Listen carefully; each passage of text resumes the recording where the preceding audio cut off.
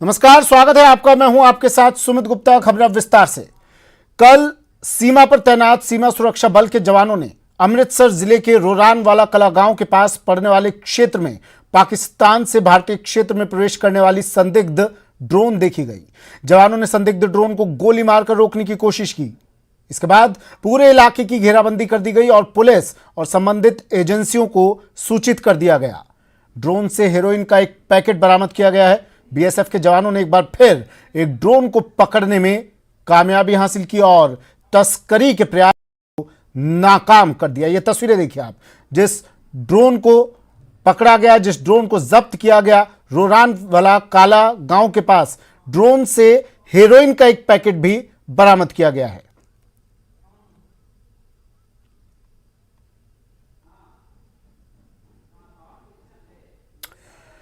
National conference के अध्यक्ष फारूक अब्दुल्ला ने एक विवादित बयान दिया है। फारूक अब्दुल्ला ने सेना पर चुनाव में दखलंदाजी का इल्जाम लगाया है। फारूक अब्दुल्ला ने सेना को पिछले चुनावों की तरह दखलंदाजी नहीं करने की चेतावनी दी है। और सुनाओ इसे मैं सरकार को याद दिलाना चाहता हूं। जो इलेक्शन थे, मैं डोडा गया। डोडा में एक गांव में पहुंचा जहां इलेक्शन देना था उनको, वहां वोटिंग मशीन रखी थी। वहां पे मैंने किसी को नहीं देखा क्योंकि वो फौजी कैंप के अंदर उन्होंने वो मशीन रखी थी। और जब मैंने वहां पूछा यहां क्या हुआ, कहा यहां कोई आया नहीं। मैंने कहा अच्छा मैं गांव की तरफ चलता। गांव की तरफ पहुंचा तो एक वहां कोई नहीं था, एक दुकानदार था, उसकी बीवी थी दुकान। मैं बैठ गया, मैंने कहा मुझे चाय का एक प्याला। मीडिया ये सुन लीजिए। मैंने उससे पूछा क्या हुआ, लोग किधर गए? उन्होंने कहा इन लोगों ने हमें, फौजी ने कहा खबरदार मशीन के पास आओगे हम तुम्हारी टांगे तोड़ेंगे। आज मैं फौज से कहना चाहता हूं, खबरदार आपकी आवाज नहीं आ रही है। आप इलेक्शन में कोई ऐसा काम न करिएगा।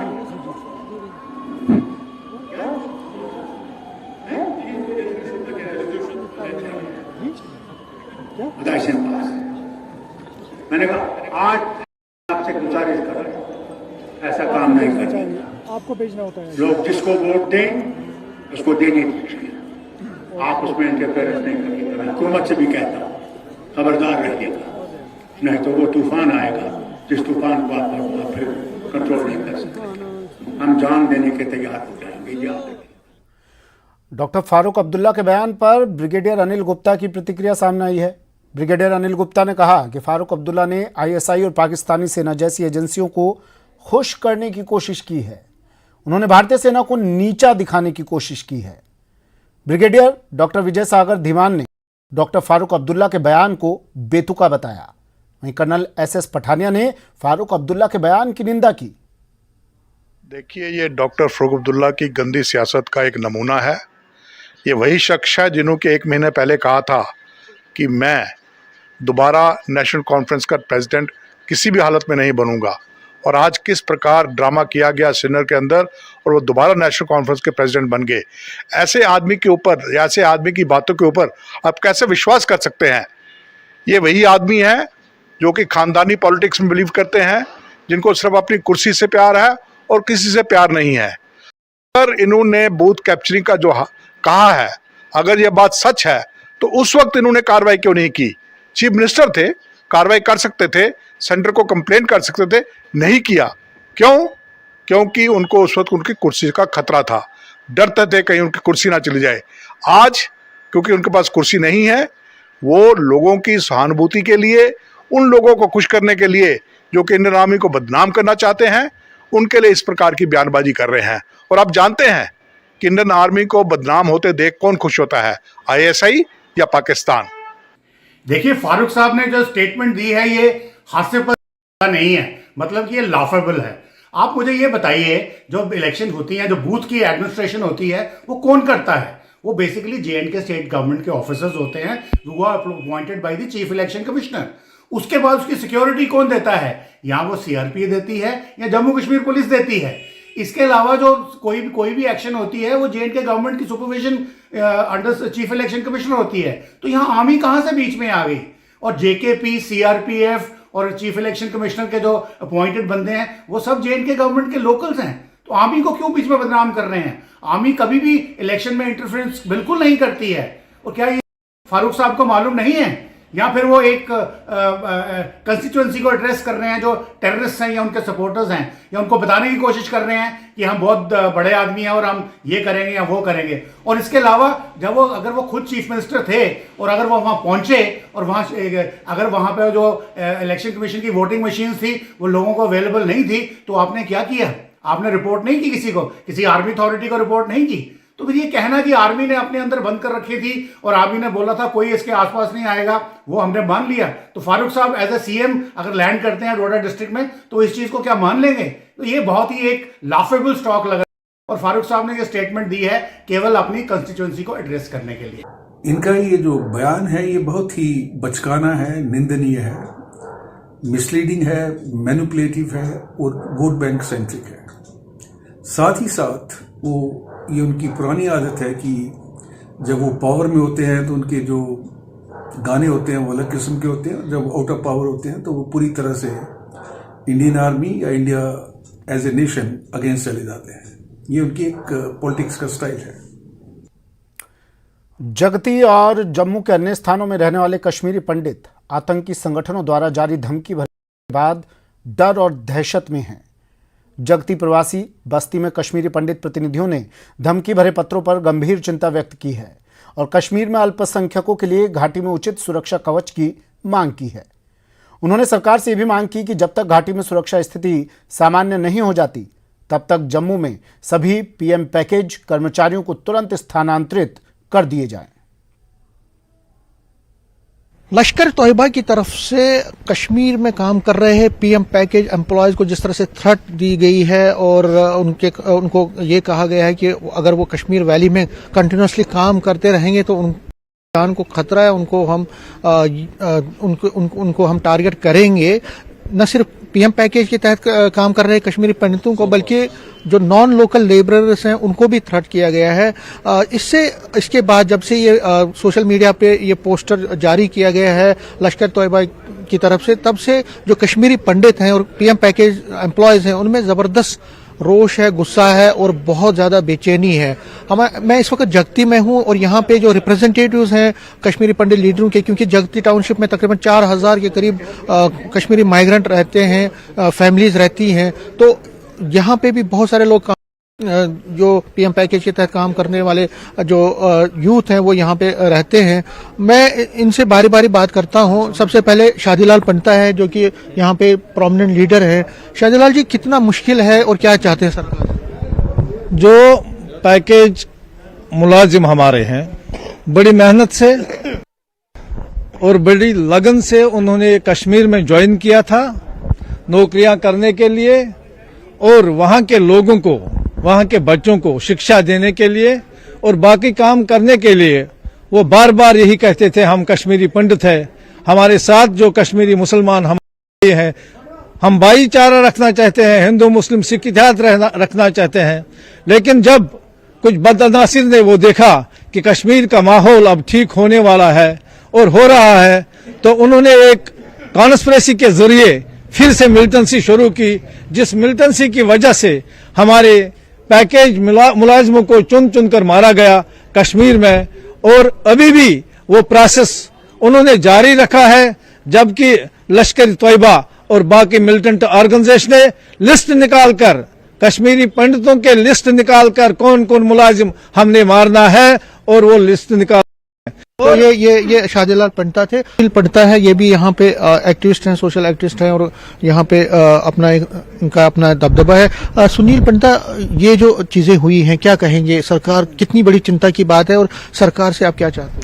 सर देखिए, आज जो कोई पहली बात नहीं है। मुझे याद है कि जब हम 1990 में कश्मीर से विस्थापित हुए थे तब भी जो है मंदिरों में जो है कई जगह पर जहां पर कश्मीरी पंडितों की जो है पॉपुलेशन ज्यादा थी वहां पर जो है इश्तिहार छपाया करते थे। तब तो जो है JK अलप और हिजबुल मुजाहिदीन के नाम से छपाए जाते थे।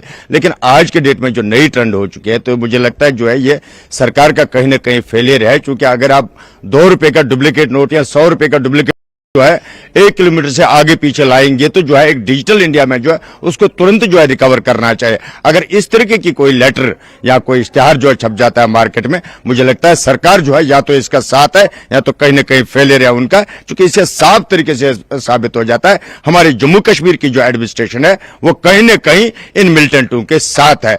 यहाँ पे है आपका नाम? प्यारेलाल ठुसो। कितना मुश्किल है, क्योंकि आपके भी लोग बच्चे हैं वहाँ पे काम कर रहे हैं, कितना एज ए पेरेंट कितना कंसर्न है और क्या चाहते हैं? देखिए, एज ए पेरेंट जो सरकार और बीजेपी ने जो आज तक आईवाश के रूप कमेटियां बनाई, उन कमेटियों का आज रिजल्ट निकल रहा है 0 और बच्चों को तबाह किया, 210 दिन से प्रोटेस्ट करने पर मजबूर किया है। और आज इंस्टॉल्ड जो टीआरएफ की लेटर निकली है, थ्रेट लेटर, और पहले ही एलजी साहब को शर्म से झुकना चाहिए कि ये लिस्ट जो इनके पास पहुंचा टीआरएफ के पास, सरकारी लिस्ट, ये कहां से आया। और पहले सबसे पहले इंक्वायरी करनी चाहिए इस लिस्ट की कि इनके पास ये ऑप्शनल लिस्ट कैसे पहुंचा, और उसमें लिखा है एडजस्टेड और पोस्टेड। दैट मीन्स कि ये सरकारी लिस्ट है और उस पर कॉर्नर पर अगर देखेंगे उस पर ऑप्शनल इनिशियल्स हैं। राजकुमार जी, आप भी यहाँ जगती में रहते हैं, जब से ये लेटर आई है कितना बड़ा कंसर्न है एज ए पेरेंट भी और एज ए कम्युनिटी में? देखो, ये एक बड़ी दुख की बात है कि एज ए पेरेंट अगर बात करें तो अगर एक बच्चा वहां नौकरी करता है, एक लड़की वहां नौकरी करती है, जहां पर लाइफ थ्रेट है, वहां पर इंसान क्या कर सकता है? परेशान तो दुनिया इस वक्त है। ये जो टीआरएफ ने एक लेटर निकाली है, वो एक लिस्ट बना दिया है जिस पर नाम भी दिए हैं, ये बहुत गलत है। मुझे लगता है कि गवर्नमेंट ऑफ इंडिया को सोचना चाहिए, कश्मीरी पंडित आज से नहीं लेकिन 32 साल से तड़प रहा है। अगर एक ये ब्रिज का काम करने ये पैकेज वाले वहां गए थे तो कम से कम उनका समाधान तो करना चाहिए था। तो ये देखिए, कश्मीरी पंडित जो यहाँ जगती में साफ कह रहे हैं कि बीजेपी लीडरशिप, जो सेंट्रल लीडरशिप है, उनको आगे आना पड़ेगा। जो डिमांड है पीएम पैकेज एम्प्लॉयज की, और उनकी डिमांड, जो रिलोकेशन की डिमांड है, उसको जल्द से जल्द पूरा करना चाहिए। और जो माइनॉरिटीज वहाँ कश्मीर वैली में है, उनकी सिक्योरिटी और सेफ्टी के लिए जितने भी कदम उठाने हैं वो कदम उठाए जाने चाहिए। और जो ये लिस्ट निकली है, इस पर पूरी इन्वेस्टिगेशन होनी चाहिए, और जो लोग इसमें जिम्मेदार है, जिन्होंने ये लिस्ट निकाली है, उनके खिलाफ, जो आतंकवादी हैं, उनके खिलाफ भी कड़ी कार्रवाई होनी चाहिए। और जो जीरो टॉलरेंस की एक नीति है आतंकवाद के खिलाफ, उसको भी अपनाना चाहिए। कैमरामैन आशु के साथ में समीर भट्ट, न्यूज़ 18, जगती, जम्मू। हिमाचल कांग्रेस प्रचार समिति के अध्यक्ष सुखविंदर सिंह सुक्खू के एक बयान से सियासत गर्मा गई है। उन्होंने कहा है कि भाजपा के कई प्रत्याशी कांग्रेस के संपर्क में हैं, लेकिन कांग्रेस जोड़ तोड़ की राजनीति में विश्वास नहीं करती। हिमाचल में रिवाज बदलने का बीजेपी का सपना कभी पूरा नहीं होने वाला है। वहीं उन्होंने सीएम जयराम ठाकुर पर कहा कि सीएम जयराम की नहीं, भाजपा की चिंता करें। भाजपा के सभी मंत्री चुनाव हार रहे हैं। नहीं, हम तो बीजेपी के विधायक को तोड़ सकते हैं, लेकिन हम इन परंपराओं में विश्वास नहीं रखते, क्योंकि लोकतंत्र में जनता का जो मत होता है वही सबसे बड़ा मत होता है। तो ये जो सपने पाले रखे हैं, ये सपने पूरे नहीं होंगे, और निश्चित तौर पर इनके सपनों को जनता ने बंद कर दिया है। हिमाचल कांग्रेस के प्रवक्ता सुदर्शन शर्मा ने चुनाव आयोग की ओर से चुनाव में तैनात पुलिस के जवानों को अतिरिक्त मानदेय देने में अनदेखी पर असंतोष जताया है। उन्होंने कहा कि चुनाव में तैनात तमाम कर्मचारी वर्ग को अतिरिक्त मानदेय देने का चुनाव आयोग का फैसला बेहद सराहनीय है, लेकिन चुनावों में रात दिन 24 घंटे हफ्ते के 7 दिन तैनात रहने वाले पुलिस विभाग के जवानों को अतिरिक्त मानदेय की श्रेणी में न रखना चुनाव आयोग की अनदेखी है। चुनाव आयोग से अपील है कि वो हिमाचल पुलिस विभाग के चुनाव में तैनात तमाम जवानों को भी अतिरिक्त मानदेय देकर उनका मनोबल बढ़ाएं। हिमाचल प्रदेश में जब से चुनाव आचार संहिता लगी है, तब से हिमाचल प्रदेश की जो पुलिस के जवान हैं, सुरक्षा प्रहरी, वो दिन रात 24 घंटे अपना दायित्व निभा रहे हैं। लेकिन चुनाव आयोग द्वारा ये उस जो भत्ता है, अतिरिक्त भत्ता है, उस श्रेणी में ना डालकर हिमाचल प्रदेश की पुलिस जो है उनके साथ ये अनदेखी की गई है, जिसका हिमाचल प्रदेश की पुलिस के जवानों में बहुत ही बड़ा रोष है। इनका जो मानदेय है उसको ना देकर ये इनके साथ अन्याय है। मैं जो हमारे हिमाचल प्रदेश के उच्च अधिकारी हैं, प्रशासनिक अधिकारी हैं पुलिस विभाग के, उन्होंने भी इसकी जोरदार पैरवी की है। मेरा आग्रह रहेगा कि आप इनको भी जो मानदेय भत्ता है चुनाव के समय का वो दिया जाए ताकि इनका मनोबल बना रहे। संसद के शीतकालीन सत्र में हाटी बिल पेश होगा, जिसके बाद बिल कानून का रूप ले लेगा और हिमाचल के हाटी समुदाय को एसटी का दर्जा मिलेगा।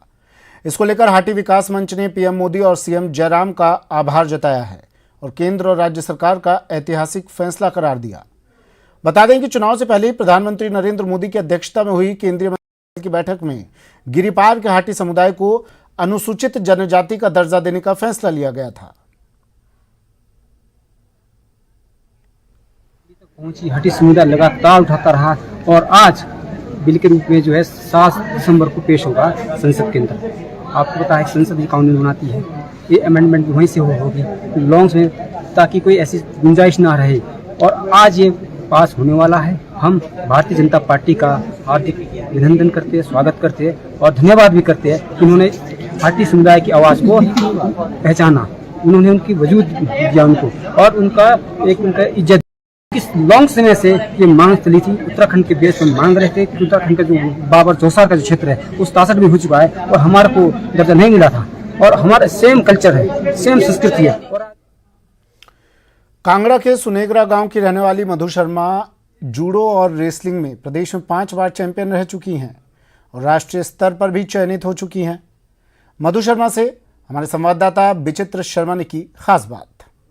इस वक्त हमारे साथ जो हैं कांगड़ा की एक ऐसे बड़े रिमोट से गांव की बेटी हमारे साथ मौजूद हैं जिनका नाम मधु शर्मा है और वो ना केवल जिला स्तरीय बल्कि राज्य स्तरीय, राष्ट्रीय स्तर पर भी अपनी खेल प्रतिभाओं का लोहा मनवाती रही है। लेकिन यहाँ पर एकेडमी का अभाव होने की वजह से, यहाँ पर जो है इंफ्रास्ट्रक्चर का अभाव होने की वजह से जो है वो आज भी जद्दोजहद तक ही सीमित है। हमारे साथ इस वक्त मधु शर्मा है। मधु जी, आपका न्यूज़ 18 पर बहुत स्वागत। Thank you sir. Madhu ji, सबसे पहले तो हम आपसे जानना चाहेंगे आप कहाँ की रहने वाली हैं और किन किन खेलों में जो है वो आपकी रुचि है और कहाँ कहाँ जो है वो आपने वो खेल जो है वो खेले हैं? मैं कांगड़ा नूरपुर की रहने वाली हूँ और मैंने आज तक जूडो रेसलिंग में पार्टिसिपेशन करी है और स्टेट तक हमेशा मेरा गोल रहा है और राज्य स्तरीय नेशनल पे जाके मेरा 4th या हमेशा क्योंकि एक तो कांगड़ा में या हिमाचल में ले लो एक वो मैं आपसे पूछूंगा। पहले तो मैं ये जानना चाहूँगा कि आप कौन सी कैटेगरी में खेलती हैं, जूनियर में, सीनियर में, सब जूनियर में, किस में? अभी तो मैंने कैडेट खेला है, कैडेट में ही मेरा गोल रहा है स्टेट तक और नेशनल में मेरी 5 बार पार्टिसिपेशन रह चुकी है और आगे मैं चाहती हूँ कि हाँ कोच के होने पर अगर हमारी प्रैक्टिस अच्छे से चले तो मैं आगे नेशनल लेवल पे मेडल लेके आऊँ। जुडो में आप ही एक इकलौती बेटी यहाँ से? कांगड़ा से तो फिर मैं ही हूँ, बाकी बच्चे भी हैं जो पार्टिसिपेट करते हैं पर लेकिन उनका वो स्टेट तक ही वो रह जाते हैं पर लेकिन उनका मेडल कोई नहीं आता है। यानी वो आगे नहीं जा पाते राष्ट्र? जी सर। इसके पीछे की वजह क्या मधु?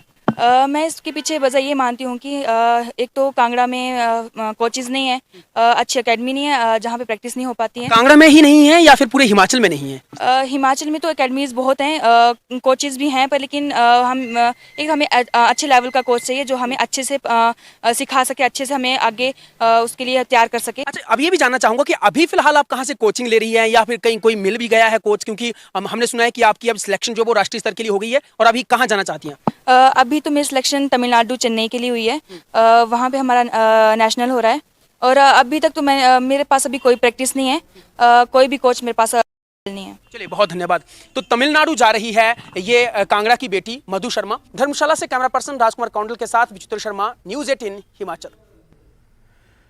किन्नौर में विधानसभा चुनाव के दौरान मतदान करवाने वाले कर्मचारियों को अपना मतदान करने के लिए चुनाव आयोग की ओर से 427 पोस्टल बैलेट पेपर दिया गया है, जिसमें से अभी तक 319 बैलेट पेपर ही मिले हैं और अभी 20% और आने बाकी हैं जो 8 दिसंबर को लिए जाएंगे।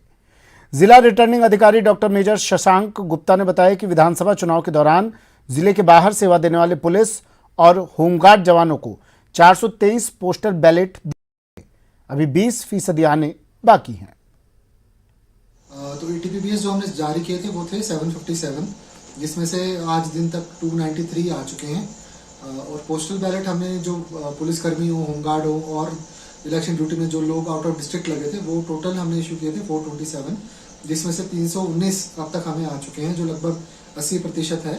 इसके अलावा जो पोस्टल बैलेट है वो एब्सेंटी वोटर्स के इस बार रहे थे, जो 324 तो थे 80+ और पीडब्ल्यूडी वोटर्स के, और 11 एसेंशियल सर्विसेज। सोलन नगर निगम में सफाई कर्मी रोजाना कूड़ा उठाते हैं, लेकिन कूड़ा उठाने के साथ वो कूड़े को छांटकर अलग भी कर रहे हैं।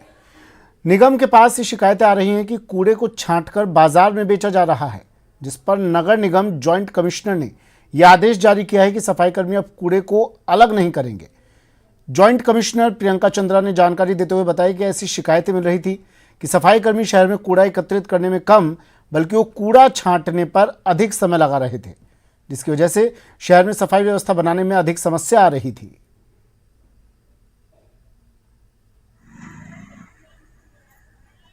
कुछ जगह पर ऐसा देखा गया है कि जो कूड़ा है वो जहाँ पर हमारे वेस्ट पॉइंट्स है वहाँ पे कूड़ा सैग्रीगेट हो रहा है। उसका एक रीज़न ये भी है कि घर से जो कूड़ा है वो इतना सैग्रीगेट करके नहीं आ रहा है, बल्कि हमने बोला भी है कि आप जो कूड़ा है घर में ही ड्राई एंड वेट वेस्ट अलग करें। बट अगर हमें ऐसा कुछ, हमने थोड़ी कार्रवाई की भी है, अगर पहले लोगों को सचेत भी करवाया, रादर अपने स्टाफ को भी जो है उनको बताया गया है कि आप जो कूड़ा जो है वो साइट पे सैग्रीगेट नहीं करेंगे, क्योंकि अगर साइट पे वेस्ट ट्रांसफ़र पॉइंट्स या फिर जो कोई वैसे पॉइंट है वहाँ पर सैग्रीगेशन करते हैं तो उसकी वजह से जो हमारा आगे तक का जहाँ जब गाड़ी पहुँचनी है वो ही लेट हो जाती है, अपने जो साइट पे है वो लेट पहुँचती है। तो हमने जो डायरेक्शंस दे दी हैं अपने स्टाफ कि वो वैसे सैग्रीगेट ना करें, हो सके तो सैग्रीगेशन हो वो घर पे ही हो और घर से ही सैग्रीगेट करें। चलिए, बुलेटिन में फिलहाल इतना ही। दीजिए इजाजत, नमस्कार।